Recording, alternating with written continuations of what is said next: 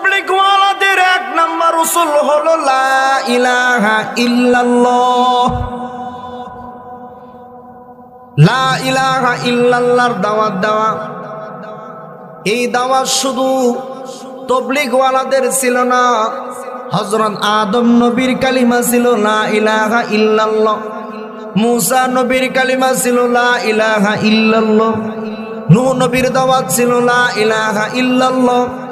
ইদ্রিস নবীর দাওয়াত ছিল লা ইলাহা ইল্লাল্লাহ, শুআইব নবীর দাওয়াত ছিল লা ইলাহা ইল্লাল্লাহ, জাকারিয়া নবীর দাওয়াত ছিল লা ইলাহা ইল্লাল্লাহ, হারুন নবীর দাওয়াত ছিল লা ইলাহা ইল্লাল্লাহ, মুসা নবীর দাওয়াত ছিল লা ইলাহা ইল্লাল্লাহ, ইয়াকুব নবীর দাওয়াত ছিল লা ইলাহা ইল্লাল্লাহ, শুআইব নবীর দাওয়াত ছিল লা ইলাহা ইল্লাল্লাহ, ইব্রাহিম নবীর দাওয়াত ছিল লা ইলাহা ইল্লাল্লাহ, দাউদ নবীর দাওয়াত ছিল লা ইলাহা ইল্লাল্লাহ,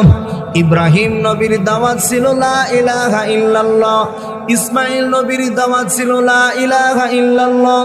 ঈসা নবীর দাওয়াত ছিল লা ইলাহা ইল্লাল্লাহ। ও মুসলমান, এখানে আমরা যারা উপস্থিত আছি জবান খুলে বলেন আমার নবীর দাওয়াত কি ছিল? সন্তুষ্ট হইলাম না, লা ইলাহা ইল্লাল্লাহ বলে গুনাহ হইব, বরং একবার যদি কেউ লা ইলাহা ইল্লাল্লাহ বলে আল্লাহকে ডাক দেয়, আল্লাহর নবী বলেন আসমান এবং জমিনকে যদি এক পাল্লায় রাখা হয় আর লা ইলাহা ইল্লাল্লাহকে যদি এক পাল্লায় রাখা হয়, সমস্ত লা ইলাহা ইল্লাল্লাহর পাল্লাটা আসমান জমিন থেকে আল্লাহর কাছে ভারী হয়ে যায়।